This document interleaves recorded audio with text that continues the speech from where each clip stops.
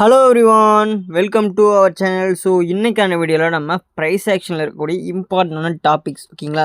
So இந்த topic தெரிஞ்சால் போதும் பேசிக் லெவலில் உங்களால் ஒரு ட்ரேட் எடுக்க முடியும் ஓகேங்களா. ஸோ அதை பற்றி நீங்கள் பார்க்க போகிறோம். அதுக்கப்புறம் பார்த்திங்கன்னா இன்றைக்கி நம்ம சார்ட்ஸில் என்னென்ன வகைகள் இருக்கிறது ஓகேங்களா. ஸோ இதை பற்றி பார்க்க போகிறோம். அதை ஓவர்வியூ முடிச்சதுக்கப்புறம் நம்ம ப்ரைஸ் ஆக்ஷனில் இருக்கக்கூடிய support and resistant and supply and demand இதுக்கான ஒரு சோர்ஸ் வீடியோவாக இது இருக்கும் ஓகேங்களா. ஸோ இந்த வீடியோ பார்த்தீங்கன்னா உங்களுக்கு ஓரளவுக்கான கிளாரிட்டி, சப்போர்ட்னா என்ன, ரெசிஸ்டன்ஸ்னா என்ன, சப்ளைனா என்ன, டிமாண்ட்னா என்னன்னு உங்களுக்கு தெரிஞ்சுக்கும் ஓகேங்களா. ஸோ வாங்க மக்களை வீடியோக்குள்ளே போயிடலாம். ஃபர்ஸ்ட் நம்ம பார்க்க போகிற டாபிக் பேசிக்ஸ் ஆஃப் சார்ட்ஸ் ஓகேங்களா. ஸோ சார்ட்னு என்ன, நம்ம பார்க்குறது எந்த சார்ட்டை யூஸ் பண்ணிகிட்டு இருக்கோம் ஓகேங்களா. ஸோ அதை பற்றி நம்ம ஃபஸ்ட்டு தெரிஞ்சுக்குவோம். ஏன்னா சார்ட்ஸை பற்றி தெரிஞ்சுனா மட்டும்தான் நம்ம எதில் ட்ரேட் பண்ண போகிறோம், எந்த சார்ட்டை யூஸ் பண்ணி நம்மளோட ஸ்ட்ராட்டஜிக்கு யூஸ் பண்ண போகிறோம் அப்படிங்கிறது வந்து உங்களுக்கு ஒரு கிளாரிட்டி கிடைக்கும் ஓகேங்களா. ஸோ அப்போனா தான் நீங்கள் ஃபர்தராக உங்களோட ட்ரேடிங் ஸ்டைலையே உங்களால் கொண்டு போக முடியும் ஓகேங்களா. ஸோ இதில் வந்து ட்ரேடிங் வியூவில் பார்த்திங்கன்னா ஏகப்பட்ட சார்ட்ஸ் இருக்குது ஓகேங்களா. ஸோ ட்ரேடிங் சார்ட்ஸை பொறுத்த வரைக்கும் ஏகப்பட்ட வகைகள் இருக்கிறது. ஸோ நம்ம பார்க்க போகிறது மெயினான விஷயம் பார்த்திங்கன்னா 2 சார்ட் தான் நம்ம மெயினாக யூஸ் பண்ண போகிறோம் ஓகேங்களா. ஆனாலும் நம்ம பார்த்திங்கன்னா என்னென்ன சார்ட் இருக்குங்கிறதுக்கான ஒரு ஓவர் வியூ மட்டும், அது எப்படி இருக்குன்னு சும்மா ஜஸ்ட்டு பார்த்திங்கன்னா ஒரு கிளான்ஸ் பார்க்க மட்டும் தான் போகிறோம் ஓகேங்களா. ஸோ இதுக்கு பார்த்திங்கன்னா நான் நார்மலாக ஒரு இண்டெக்ஸ் எடுத்துக்கிறேன் ஓகேங்களா. ஸோ நாஸ்டாக் எடுத்துக்கிறேன். ஸோ இப்போ இதில் போயிட்டு பார்த்தீங்கன்னா இங்கே இந்த இடத்துல பார்த்தீங்கன்னா பார்ஸ் கேண்டில்ஸ்னு சொல்லிட்டு ஏகப்பட்டது இருக்கும். இதில் ப்ரீமியம் சார்ட்ஸ் இருக்கும். ப்ரீமியம் சார்ட்ஸ் எல்லாம் நீங்கள் ஆக்சஸ் பண்ணால் ட்ரேடிங் வியூவில் நீங்கள் சப்ஸ்கிரிப்ஷன் வாங்கியிருக்கணும் ஓகேங்களா. அப்படின்னா அந்த சார்ட்ஸ் எல்லாம் எப்படி இருக்குன்னா அந்த சார்ட்ஸ் எல்லாம் உங்களுக்கு ரொம்ப ரொம்ப இதாக இருக்கும் ஓகேங்களா. ஸோ இதில் ஹேலோ கேண்டில்ஸ்னு சொல்லிட்டு ஒன்று இருக்குது. அடுத்து பார்த்தீங்கன்னா நார்மலாக பார்த்தீங்கன்னா இந்த பார்ஸ்ன்னு சொல்லிட்டு ஒன்று இருக்கும் ஓகேங்களா. ஸோ பார்ஸ் பார்த்தீங்கன்னா ஓப்பனிங் க்ளோஸு ஹைலோ நம்ம நார்மலான கேண்டில் எப்படி இருக்கும் அதே மாதிரி ஓகேங்களா. ஸோ அடுத்து லைன் சார்ட் இருக்கும். ஸோ இதான் ஆக்சுவலாக பேசிக் ஆஃப் இதே பார்த்திங்கன்னா இதுதான் ஓகேங்களா. லைன் சார்ட்டை வச்சு தான் மற்றபடி எல்லாமே கொண்டு வந்தாங்க. ஸோ இந்த சார்ட்ஸ் எல்லாம் நான் முன்னாடி சொன்ன மாதிரி தான் இது ரெப்ரசன்ட் த ஹிஸ்ட்ரி ஓகேங்களா. ஒரு டைம் பீரியடில் ஒரு பொருளோட விலை எவ்வளோ இருந்துச்சு, எது வரைக்கும் போயிட்டு வந்துச்சு அப்படின்னு தெரிஞ்சுக்கிறதுக்கு மட்டும்தான் அந்த சார்ட்டை நம்ம யூஸ் பண்ணுறோம். அதை பேஸ் பண்ண ஹிஸ்ட்ரியை வச்சு தான் நம்ம ஃப்யூச்சரை ப்ரிடிக்ட் பண்ணி நம்ம என்ட்ரி அண்ட் எக்ஸிட் பிளான் பண்ணுறோம் ஓகேங்களா. சிம்பிளாக அதை புரிஞ்சுக்கோங்க. நம்ம பண்ணுறது ஒரு ப்ரிடிக்ஷன் தான். ஏன்னா இது நம்ம ப்ரைஸ் மூவ்மெண்ட்ஸ் யார் பண்ணுறாங்கன்னா பணம் எவன் அதிகமாக வச்சுருக்கானோ அவன் தான் அந்த ப்ரைஸ் மூவ்மெண்ட்ஸை கண்ட்ரோல் பண்ணும் ஓகேங்களா. ஸோ இப்போ அடுத்த விஷயம் நம்ம பார்க்க போகிற ஹிக்னாச்சி சார்ட்ஸ் ஓகேங்களா. ஹிக்னாச்சி கேண்டில்ஸ்னு சொல்லுவாங்க. ஸோ இது பார்த்திங்கன்னா ரொம்ப ரொம்ப எஃபெக்டிவான ஒன்று. அது ட்ரெண்ட் சேஞ்சை ஈஸியாக ஃபைன் பண்ணுறதுக்காக ஓகேங்களா. ஸோ நம்ம மெயினாக கன்சிடர் பண்ணுறது பார்த்திங்கன்னா நார்மலான கேண்டில் சார்ட்ஸும் அடுத்து ஹெக்னாஷியும் தான் ஓகேங்களா.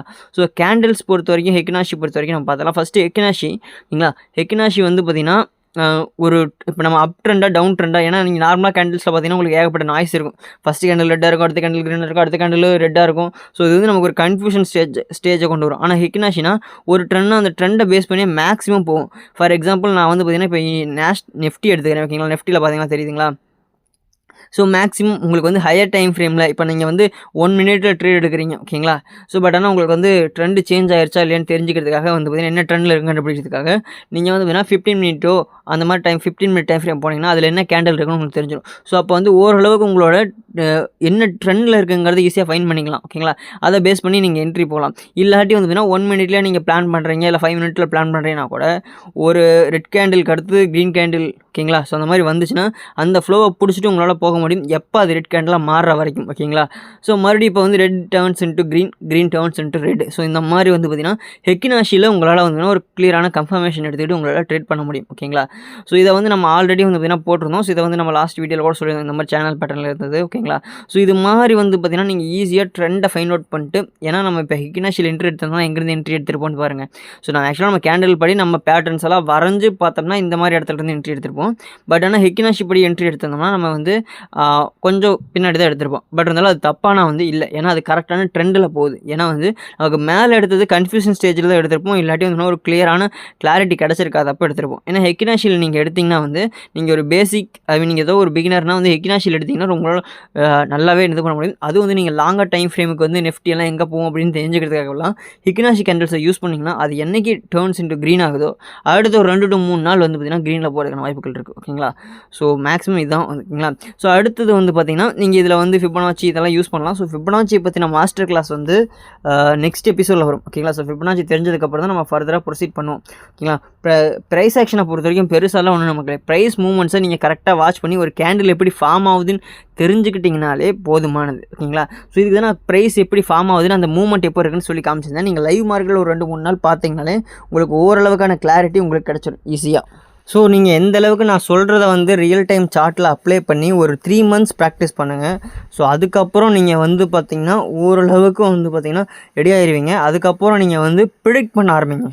ஸோ இங்கேருந்து இங்கே வந்துச்சுன்னா இதை டச் எடுத்துகிட்டு வெயிட் பண்ணலாம், உடனே பிரேக் ஆகாது. ஸோ அந்த மாதிரி வந்து பார்த்திங்கன்னா ப்ரிடிக்ஷனுக்குள்ளே இருங்க. அடுத்து பேப்பர் ட்ரேட் பண்ணுங்கள். இதை ஃபுல்லாக நான் உங்களுக்கு கைட் பண்ணுறேன். ஸோ நம்ம லாஸ்ட்டாக போட்ட வீடியோ வந்து 500 வியூஸ் தாண்டி போயிடுச்சு. நான் 200 வியூஸ் மேலே வந்திருந்தா நான் வந்து பார்த்திங்கன்னா கூகுள் மீட் போட்டு உங்களுக்கு வந்து டவுட் கிளாரிஃபிகேஷன் வைக்கிறேன்னு சொல்லியிருந்தேன். ஓகேங்களா? ஸோ அது கூடிய சீக்கிரம் நடக்கும். ஸோ இன்னும் நமக்கு வந்து ஃபஸ்ட்டு ப்ரைஸ் ஆக்ஷன் முடிச்சிடும். ப்ரைஸ் ஆக்ஷன் முடிச்சதுக்கப்புறம் இந்த டவுட் கிளாரிஃபிகேஷன் செஷன் வைக்கிறேன். ஓகேங்களா? ஸோ இப்போ ஃபஸ்ட்டு வந்து பார்த்திங்கன்னா support, resistance or demand and supply. ஓகேங்களா? சப்ளை அண்ட் டிமாண்ட் தான் சொல்லுவாங்க. நான் டிமாண்ட் அண்ட் சப்ளைன்னு சொல்கிறேன்னு கேட்பீங்க. ஸோ நான் தெளிவாக போட்டிருக்கேன்.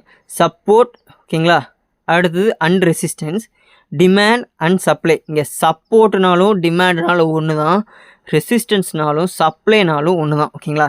ஸோ அது ஏன் அப்படிங்கிறத நம்ம அப்புறம் பார்ப்போம். இப்போ அதுக்கு வந்து நம்ம அப்ட்ரெண்ட்னா இந்த மாதிரி ஒரு லைன் போட்டிருந்தோம். ஓகேங்களா? ஸோ அதில் வந்து பார்த்திங்கன்னா நான் கரெக்டாக வரைஞ்சிருப்பேன். நீங்கள் நல்லா பார்த்துருந்தீங்கனாலே தெரியும். ரெசிஸ்டன்ஸ் வந்து பார்த்திங்கன்னா எப்போவுமே ஒரு ட்ரெண்டுக்கு மேலே இருக்கும். சப்போர்ட் வந்து பார்த்திங்கன்னா ஒரு ட்ரெண்டுக்கு கீழே இருக்கும். ஓகேங்களா? இப்போ மார்க்கெட் வந்து கீழே வருதுன்னா அது எங்கே போய் முட்டும்னா வந்து எங்கே போய் எப்போ நிற்கும் அப்படின்னா வந்து அந்த டவுன் ட்ரெண்ட் வந்து ஒரு சப்போர்ட்டை ரீச் ஆனதுக்கப்புறம். இப்போ அப் ட்ரெண்ட் மேலே போயிட்டுருக்குன்னா அது எப்போ ஸ்டாப் ஆகும், மேலே போகிறது நிற்கும் அப்படின்னா வந்து ஒரு ரெசிஸ்டன்ஸை ரீச் ஆனதுக்கப்புறம். ஓகேங்களா? ஸோ இது வந்து சப்போர்ட் அண்ட் ரெசிஸ்டன்ஸ் ட்ரேடிங் ஸ்ட்ராட்டஜின்னு சொல்லுவாங்க. சிம்பிளாக இதை மட்டும் யூஸ் பண்ணி ப்ராஃபிட் பண்ணக்கூடியவங்க நிறைய பேர் இருக்காங்க. ஓகேங்களா? சிம்பிள் இதை மட்டும்தான்.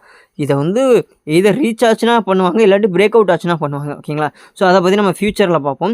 இன்றைக்கி வந்து சப்போர்ட் ரெசிஸ்டன்ஸ் எப்படி ஃபார்ம் ஆகுது, அதை எப்படி நம்ம வந்து பார்த்திங்கன்னா எடுத்துகிட்டு ட்ரேட் பண்ண போகிறோம் அப்படிங்கிறத பார்க்க போகிறோம். ஓகேங்களா? இப்போ நம்ம அப் ட்ரெண்டுக்கான ஒரு இது வரைஞ்சிருக்கோம். ஓகேங்களா? நல்லா பாருங்கள். ஒரே ஒரு ரெசிஸ்டன்ஸ் தான். ஃபஸ்ட்டு வந்து அப் ட்ரெண்டுக்கு அது ரெசிஸ்டன்ஸ் ஆக்ட் ஆகிருக்கு. மறுபடியும் அது பிரேக் அவுட் ஆகி போனதுக்கப்புறம் அது வந்து அடுத்து வந்து டவுன் ட்ரெண்டுக்கு அது சப்போர்ட் ஆக்ட் ஆகிருக்கு. ஓகேங்களா? நல்லா தெரியுதுங்களா? ஸோ இப்போ நான் வந்து பார்த்திங்கன்னா உங்களுக்கு வரைஞ்சிருக்கேன். ஓகேங்களா? ஓரளவுக்கு புரியுதுன்னு நினைக்கிறேன். ஸோ இதில் வந்து பாருங்கள், ஃபஸ்ட்டு சப்போர்ட் ஆக்ட் ஆன எல்லாமே அடுத்து ரெசிஸ்டன்ஸ் ஆக்ட் ஆகிருக்கு. ரெசிஸ்டன்ஸ் ஆக்ட் ஆன எல்லாமே அடுத்தது சப்போர்ட்டாக ஆக்ட் ஆகும். ஓகேங்களா?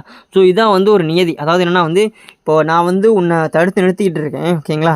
ஸோ நான் வந்து உன்னை தடுத்து நிறுத்திட்டு இருக்கேன். அதாவது எப்படி சொல்கிறதுனா வந்து இப்போ ஒரு பேரியர் இருக்குது. அந்த பேரியரை நீங்கள் வந்து உங்களை தடுத்து நிறுத்திட்டு இருக்குது. நீங்கள் 4-5 டைம் அதை அடிச்சிங்கன்னா வந்து அது வீக் ஆகிரும். அப்போ வந்து அதை உடச்சிட்டு மேலே போயிடுவீங்க. மேலே போனதுக்கப்புறம் அந்த பேரியர் வீக்காக இருக்குமானா இல்லை.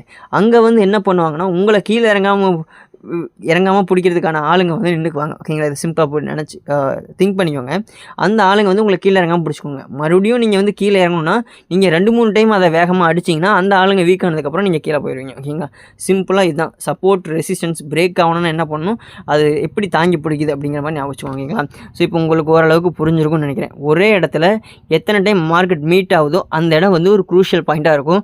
அது சப்போர்ட்டாகவும் இருக்கும், ரெசிஸ்டன்ஸாகவும் இருக்கும். இப்போ எக்ஸாம்பிள் வந்து பார்த்திங்கன்னா மார்க்கெட் வந்து ஒரு 100 போகுது, அதுக்கப்புறம் 150 போகுது, மறுபடியும் 150லேருந்து 100 வருதுன்னா அந்த 100ங்கிற பாயிண்ட் வந்து ஒரு க்ரூஷியல் பாயிண்ட்டாக இருக்கும். அவ்வளோதான். ஓகேங்களா? ஸோ இப்போ support equal demand, resistance equal to சப்ளைன்னு போட்டிருக்கேன். ஓகேங்களா? ஸோ இதில் சப்போர்ட்னா என்னென்னா வந்து சப்போர்ட்டுங்கிற இடத்துல வந்து பார்த்திங்கன்னா எப்போவுமே வந்து ரீச் ஆச்சுன்னா மார்க்கெட் வந்து பவுன்ஸ் பேக் ஆகுது. ஓகேங்களா? அது காரணம் என்னென்னா அப்போ வந்து அது விலை இறங்கியிருக்கு. அந்த இடத்துல வந்து பார்த்திங்கன்னா வாங்குறதுக்கான ஆளுங்கள் அதிகமாக இருக்காங்க. அதாவது டிமாண்ட் அதிகமாக இருக்குது. ஓகேங்களா? ரெசிஸ்டன்ஸ் ஜோனில் என்ன இருக்குன்னா வந்து அங்கே வந்து விலை அதிகமாக இருக்குது. ஏன்னா அப் ட்ரெண்ட் போகும்போது தான் நான் தடுத்து நிறுத்துறாங்க. விலை அதிகமாக இருக்குது, அதிகப்படியான விலைக்கு போயிடுச்சு, அதாவது ஓவர் வேல்யூ ஆகிடுச்சு. அந்த இடத்துல போனோடனே வந்து எல்லோரும் தன்னோட ப்ராஃபிட்டை புக் பண்ண பார்ப்பாங்க. அதனால அங்கே என்ன ஆகுனா வந்து சப்ளை அதிகமாக, அதாவது சப்ளைனா அதிகமான பேர் பொருளை விற்பாங்க. அந்த இடத்துல வந்து பார்த்திங்கன்னா வாங்குறதுக்கு ஆள் இருக்காது. அப்போ வந்து சப்ளை அதிகமாகிடும். ஓகேங்களா? எப்போ வாங்குறதுக்கு ஆள் அதிகமாகவும் அதோட குவான்டிட்டி வந்து கம்மியாக இருக்கும், அது அந்த இடத்துல வந்து டிமாண்ட் ஜோன்னு சொல்லுவாங்க. இப்போ நம்ம ஆக்சுவல் சார்ட்டில் பார்த்தோம்னா வந்து இந்த ஒரே இடத்துல மீட் ஆகிருக்க இடத்த பாருங்கள். ஓகேங்களா? ஸோ உங்களுக்கு வரைஞ்ச கடை தெளிவாக புரியும்னு நினைக்கிறேன். ஓகேங்களா? ஸோ இந்த இடத்துல பாருங்கள், ஒரே இடத்துல வந்து பார்த்திங்கன்னா மார்க்கெட் மீட் ஆகிருக்கும். ஓகேங்களா? ஸோ ஆக்சுவலாக அது நாஸ்டாக்குங்கிறனால கொஞ்சம் லாஸ்ட்டு 1 மந்த்தாக வந்து கொஞ்சம் ஆசிலேஷனில் போயிட்டு இருந்ததுனால வந்து பார்த்திங்கன்னா கொஞ்சம் இதாக இருக்குது. ஓகேங்களா? ஸோ ரொம்ப நாய்ஸாக இருக்கிற மாதிரி இருக்கும் உங்களுக்கு. ஓகேங்களா? ஸோ நெஃப்டியில் காட்டும்போது உங்களுக்கு தெரிஞ்சிடும். ஓகேங்களா? ஸோ இந்த இடத்துல பாருங்கள், சப்போர்ட் ரெசிஸ்டன்ஸ் எப்படி ஆக்ட் ஆகிருக்குன்னு உங்களுக்கே தெரியும். ஓகேங்களா? அது பிரேக் ஆனதுக்கப்புறம் அது வந்து ரெசிஸ்டன்ஸாகவும் ஆக்ட் ஆகிருக்கு, அதுக்கப்புறம் அது சப்போர்ட்டாகவும் ஆக்ட் ஆகிருக்கு. ஓகேங்களா? தெளிவாக தெரியுதுங்களா? ஓகேங்களா? ஸோ இந்த மாதிரி தான் வந்து பார்த்திங்கன்னா சப்போர்ட் ரெசிஸ்டன்ஸ் வந்து பார்த்திங்கன்னா ஃபார்ம் ஆகும். அதாவது ஹிஸ்ட்ரியில் மார்க்கெட் ஒரு இடத்துல வந்து பார்த்திங்கன்னா செல் ஆஃப் ஆகிருக்கும், ஓகேங்களா. மேலே ஏன்னா எப்போவுமே மார்க்கெட் வந்து மேலே போகிறதுக்காக மட்டும்தான் உருவாக்கப்பட்டது. ஓகேங்களா. அது கீழே எப்போ வரும்னா வந்து எப்போ அது ஓவர் வேல்யூவாக இருக்குது, அதாவது அதிகப்படியான அந்த பொருள் இருக்கோ அப்போ வந்து அது கீழே வரும். மறுபடியும் கீழே வந்து கொஞ்ச நாளைக்கு அப்புறம் அதோட அதாவது சப்ளை குறைஞ்சி போயிடும். சப்ளை குறைஞ்சதுக்கப்புறம் டிமாண்ட் அதிகமானதுக்கப்புறம் வந்து பார்த்திங்கன்னா மறுபடியும் மார்க்கெட் மேலே ஆரம்பிச்சிடும். ஓகேங்களா. சிம்பிளாக இதை மட்டும் புரிஞ்சுக்கோங்க. இப்போ நான் Nifty 50 வந்திருக்கேன். இதில் வந்து பார்த்திங்கன்னா ஓகேங்களா. ஸோ இந்த ஏரியா பாருங்கள், கரெக்டாக இந்த இடத்துல தான் நான் வரைஞ்சேன். இந்த இடத்துல வந்து பார்த்திங்கன்னா எத்தனை டைம் வந்து பார்த்திங்கன்னா ரெசிஸ்ட் பண்ணியிருக்குன்னு பார்த்துக்கோங்க. ஓகேங்களா. ஸோ உங்களுக்கு தெரியுதுங்களா, தெளிவாக தெரியும் நினைக்கிறேன். இப்போ நான் வந்து 5 மினிட் 3 மினிட்னு வரிசையாக ஒன்று சேஞ்ச் பண்ணி காட்டுறேன். உங்களுக்கு வந்து பார்த்திங்கன்னா லோவர் டைம் ஃப்ரேமில், நீங்கள் ஹையர் டைம் ஃப்ரேமில் தான் எப்பவும் சப்போர்ட்டையும் ரெசிஸ்டன்ஸையும் மார்க் பண்ணணும். ஓகேங்களா. ஹையர் டைம் ஃப்ரேமில் மார்க் பண்ணுறது வந்து பார்த்திங்கன்னா ரொம்ப ரொம்ப ஹெல்ப் பண்ணும். இப்போ நீங்கள் இன்ட்ராடே பண்ண போகிறீங்கன்னா அட்லீஸ்ட் 15 மினிட் டைம் ஃப்ரேமை சூஸ் பண்ணி அதில் சப்போர்ட்டையும் ரெசிஸ்டன்ஸி இது பண்ணுங்கள். நீங்கள் இன்ட்ராடே பண்ணுறதுக்கு யூஸ் ஆகும். நீங்கள் ஸ்விங் ட்ரேட் பண்ண போகிறீங்கன்னா 1 ஹவர் ஆர் 1 டே டைம் ஃப்ரேமில் இல்லாட்டி 4 ஹவர் டைம் ஃப்ரேமில் இருக்கக்கூடிய சப்போர்ட் அண்ட் ரெசிஸ்டன்ஸை நீங்கள் பிளாட் பண்ணலாம். அப்படி பிளாட் பண்ணிங்கன்னா உங்களால் ஈஸியாக வந்து பார்த்திங்கன்னா ஃபைண்ட் அவுட் பண்ண முடியும். இதில் வந்து நாய்ஸ் அதிகமாக இருக்கு ப்ரோ, நான் எப்படி ப்ரோ கண்டுபிடிக்கிறது அப்படின்னு கேட்கும்போது நீங்கள் இதே கேண்டில்ஸை வந்து பார்த்திங்கன்னா நீங்கள் ஃபிபொனாச்சிக்கு சேஞ்ச் பண்ணிட்டு சேம் சப்போர்ட் அண்ட் ரெசிஸ்டன்ஸை நீங்கள் பிளாட் பண்ணிங்கன்னா உங்களுக்கு தெளிவான ஒரு வியூ கிடைக்கும். ஓகேங்களா. ஸோ இப்படி தான் நீங்கள் வந்து சப்போர்ட் அண்ட் ரெசிஸ்டன்ஸை யூஸ் பண்ணணும். ஸோ இப்போ இந்த சப்போர்ட் அண்ட் ரெசிஸ்டன்ஸை நம்ம மார்க் பண்ண தெரியுது, நான் மார்க் பண்ணுறேன். பட் ஆனால் இதை வச்சு நான் எப்படி ட்ரேட் பண்ணுறது? ஓகேங்களா. ஸோ அடுத்த கொஷின் இதுவாக தான் இருக்கும். ஸோ இந்த மாதிரி இடத்துல தான் வந்து பார்த்திங்கன்னா நம்ம ட்ரேடிங்கான சிம்பிளான ஸ்ட்ராட்டஜி யூஸ் பண்ணுறோம். ஓகேங்களா. ஸோ நான் முன்னாடியே சொல்லியிருக்கேன் சப்ளை அண்ட் டிமாண்ட்னு சொல்லிட்டு. ஸோ சப்போர்ட் வந்ததுன்னா அங்கே இடத்துல வந்துன்னா டிமாண்ட் அதிகமாக இருக்கும். என்ன சொல்கிறது புரியுங்களா. சப்ளை வரும்போது சப்போர்ட் வரும்போது அந்த இடத்துல டிமாண்ட் ரொம்ப அதிகமாக இருக்கும். டிமாண்ட் அதிகமாக இருந்ததுன்னா மார்க்கெட் மேலே போகும். அப்போ சப்போர்ட்டை ரீச் பண்ணால் மார்க்கெட் மேலே போகும். ஓகேங்களா. ஸோ இது ரீச் பண்ணால் இன்கேஸ் அந்த சப்போர்ட் உடஞ்சதுன்னா மார்க்கெட் கீழே போகும். ஓகேங்களா. ஸோ இதில் வந்து ஃபேக் அவுட் அதெல்லாம் வந்து பார்த்திங்கன்னா நம்ம ஃபியூச்சரில் பார்த்துக்குவோம். இப்போதைக்கு என்னங்கிற ஒரு கீ கான்செப்டை மட்டும் தெரிஞ்சுக்கோங்க. ஸோ அதனால் நம்ம என்ன பண்ணணும்னா வந்து நம்ம எப்போவுமே வந்து பார்த்திங்கன்னா சப்போர்ட் ரீச் ஆனால் பை பண்ணணும், ரெசிஸ்டன்ஸ் ரீச் ஆச்சுன்னா செல் பண்ணணும். ஓகேங்களா. அவ்வளோதான். ஸோ இப்போ நான் வந்து நெஃப்டியில் இருக்கேன். ஸோ இதில் வந்து பாருங்கள், ஒவ்வொரு டைம் மார்க்கெட் வந்து ஒரு ஸ்விங் கொடுக்கும்போது அதோட பாயிண்ட்ஸோட வேல்யூ வந்து டிக்ரீஸ் ஆகிட்டே வருது. அதாவது இறங்கக்கூடிய அதாவது செல்லர்ஸோட டாமினேஷன் வந்து வர வர குறைஞ்சிக்கிட்டே இருக்குது ஒவ்வொரு ஸ்விங்குக்கும் ஒவ்வொரு வேவுக்கும். ஓகேங்களா. ஸோ அப்படி குறையும் போது என்னென்னா வந்து அந்த இடத்துல வந்து பார்த்திங்கன்னா செல்லர்ஸோட அளவு வந்து குறைஞ்சிட்டு போகுது. அதாவது அந்த பொருளை ஓவர் வேல்யூன்னு சொல்லி விற்க ஆரம்பித்தாங்கல்ல, அவங்களோட அளவு வந்து குறைஞ்சிக்கிட்டே வருது. அப்படி குறையிறது நல்லதான்னு கேட்டிங்கன்னா ரொம்ப ரொம்ப நல்லது. ஏன்னா அப்போனா தான் அந்த பொருளோட இது வந்து குறைஞ்சி போகும். அதாவது அந்த பொருள் வந்து கிட்டத்தட்ட செல்லர்ஸ்ட்டு இல்லாமல் போகும். அதாவது இல்லைன்னா தேவைக்கு அதிகமாக இருக்குது, அது வந்து தேவைக்கு இப்போ எனக்கு வந்து ஒரு 100 குவான்டிட்டி தேவைன்னா அங்கே ஒரு 80 குவான்டிட்டிங்கிற அளவுக்கு மாறுது. என்றைக்கு மாறுதோ அந்த இடத்துல வந்து டிமாண்ட் கிரியேட் ஆகி மறுபடியும் பங்குச்சந்தை மேலே போக ஆரம்பிச்சிடும். ஸோ சிம்பிளாக இதை மட்டும் புரிஞ்சுக்கோங்க. ஓகேங்களா. ஸோ இப்போ வந்து பார்த்திங்கன்னா நான் ஃபிபொனாச்சி யூஸ் பண்ணி வந்து பார்த்திங்கன்னா நான் சப்போர்ட் அண்ட் ரெசிஸ்டன்ஸை என்னால் பிளாட் பண்ண முடியும். ஓகேங்களா. இது எது பேஸ் பண்ணி ஒர்க் ஆகுதுன்னா வந்து ஃபிபொனாச்சி நம்பர்ஸ்னு சொல்லுவாங்க. ஸோ இதை பற்றினதை வந்து பார்த்திங்கன்னா டீட்டெயிலாக இன்னொரு வீடியோவில் பார்ப்போம். நீங்கள் வந்து ஃபிபொனாச்சி யூஸ் பண்ணி எப்படி பிளாட் பண்ணுறது மட்டும் பார்ப்போம். ஓகேங்களா. ஸோ இந்த மாதிரி வந்து ஃபிபொனாச்சி ப்ளஸ் ஃபிபொனாச்சி எக்ஸ்டென்ஷன். ஓகேங்களா. ஸோ இந்த 2 டூலையும் யூஸ் பண்ணி நம்மளால் வந்து பார்த்திங்கன்னா ஒரு வேவ், அதாவது ஆல்ரெடி ஃபார்ம் ஆன வேவை வச்சு அந்த வேவுக்கான ஒரு சப்போர்ட்டையும் ஒரு ரெசிஸ்டன்ஸையும் நம்மளால் பார்க்க முடியும். இப்போ வந்து பார்த்திங்கன்னா நான் வந்து ஒரு சப்போர்ட்டை ரீச் ஆயிடுச்சு அப்படின்னு நான் நினச்சிட்டேன்னா, ஓகேங்களா. ஸோ இப்போ ஃபார் எக்ஸாம்பிள் இங்கே பாருங்கள், இப்போ இந்த இடம் வந்து பார்த்திங்கன்னா நமக்கு ஒரு சப்போர்ட்டாக ஆக்ட் ஆகிருக்கு ஃபஸ்ட்டு. ஓகேங்களா. அதாவது 22,800. ஓகேங்களா. ஸோ 22,800 வந்து எனக்கு சப்போர்ட் ஆக்ட் ஆகிருக்கு. நான் வந்து இங்கே பார்த்திங்கன்னா ஒரு சப்போர்ட் லைனை வரைஞ்சிக்கிறேன். ஓகேங்களா. ஸோ முன்னாடி சப்போர்ட் லைன் இருக்கானா வந்து 22,800 இங்கே ஒன்று இருக்குது. ஓகேங்களா. ஸோ 1 செகண்ட் இருக்கேன். ஓகே, இங்கே ஒரு சப்போர்ட் இருக்குது. அதேமாதிரி மேலே ஒன்று இருக்குது. மேலே வந்து பார்த்திங்கன்னா 2 சப்போர்ட் இருக்குது. ஆக்சுவலாக இங்கே ஒன்று இருக்குது, ரெசிஸ்டன்ஸ். ஓகேங்களா. இந்த இடத்துல ஒன்று இருக்குது. ஸோ இந்த ரெசிஸ்டன்ஸ் எல்லாம் மேலே போகும்போது தான் அது ரெசிஸ்டன்ஸ், கீழே வரும்போது அது சப்போர்ட் ஆக்ட் ஆகும். ஓகேங்களா. இப்போ எப்படி ஆக்ட் ஆகிருக்குன்னு தெரியுதுங்களா, எந்த இடத்துல மார்க்கெட்டை பிடிச்சி நிறுத்திருக்காங்கன்னு. இப்போ நான் ஃபஸ்ட்டு சப்போர்ட்டை ரீச் பண்ணும்போது, ஓகேங்களா, நல்லா புரிஞ்சுக்கோங்க, நான் ஃபஸ்ட்டு சப்போர்ட்டை ரீச் பண்ணும்போது வந்து பார்த்திங்கன்னா பை என்ட்ரி போகிறேன். ஓகேங்களா. ஸோ அதில் வந்து எவ்வளோ டார்கெட் வைக்கணும் அப்படிங்கிறத வந்து பார்த்திங்கன்னா இப்போ நம்ம பார்த்துருவோம். ஸோ நம்ம சப்போர்ட் அண்ட் ரெசிஸ்டன்ஸை நம்ம எல்லா இடத்துலையும் மார்க் பண்ணலாமா அப்படின்னு கேட்டிங்கன்னா வந்து அப்படி கூடாது. ஃபஸ்ட்டு எந்த இடத்துல மார்க்கெட் ரியாக்ட் ஆகிருக்கு, அதுக்கப்புறம் அந்த சப்போர்ட்டையோ இல்லை ரெசிஸ்டன்ஸையோ ஒரு டைம் வந்து பிரேக் பண்ணி ஃபேக் அவுட் மாதிரி கொடுப்பாங்க. ஓகேங்களா. ஸோ அந்த ஃபேக் அவுட் ஏரியாவில் நீங்கள் என்ட்ரு ஆகிறத விட அதை வந்து ஃபேக் அவுட் ஜோனாக நீங்கள் வேணால் கன்சிடர் பண்ணிக்கலாம் ஒழிய அது மெயினான சப்போர்ட்டாக இருக்காது, ஆர் ரெசிஸ்டன்ஸாக இருக்காது. ஓகேங்களா. ஸோ இப்போ இந்த இடத்துல வந்து பார்த்திங்கன்னா நான் வந்தோடனே என்ட்ரி கொடுக்குறேன். இப்போ நான் இது வரைக்கும் டார்கெட் வைக்கிறது. ஸோ இதுக்கு நம்ம யூஸ் பண்ணக்கூடியதான் ஃபிபொனாச்சி. இப்போ நம்ம வந்து பார்த்திங்கன்னா ஒரு டவுன் ட்ரெண்டில் வரும்போது வந்து பார்த்திங்கன்னா நம்ம சப்போர்ட் ரீச் ஆயிடுச்சு அப்படின்னா வந்து அங்கேருந்து பவுன்ஸ் பேக் ஆகும். அது எவ்வளோ வரைக்கும் போகும், இதுக்கு பேர் தான் ரீட்ரேஸ்மெண்ட் சொல்லுவாங்க. அதாவது ஒரு வேவ் வந்ததுக்கப்புறம் அந்த இடத்துலேருந்து கொஞ்சம் வந்து பார்த்திங்கன்னா டாமினேட் பண்ணி மறுபடியும் அதோட 50% ஆஃப் கரெக்ஷனுக்கு போகும். ஓகேங்களா. அந்த கரெக்ஷன் போகும்போது நம்ம வந்து பார்த்திங்கன்னா நம்ம கரெக்ஷன் ஃபேஸ்லேருந்து மறுபடியும் ரீஎன்ட்ரு ஆகணும். ஓகேங்களா. ஸோ இது வந்து நம்ம கரெக்ஷன் ஃபேஸ்லேருந்து ரீஎன்ட்ரு ஆகலாம், அல்லது சப்போர்ட்டையோ ரெசிஸ்டன்ஸையோ ரீச் ஆகும்போது கரெக்ஷனுக்கு போகுது பார்த்திங்களா, அந்த டைம் டியூரேஷன் அந்த ஒரு ட்ராவல் அதுலேயும் நம்ம வந்து என்ட்ரு ஆகலாம். ஓகேங்களா?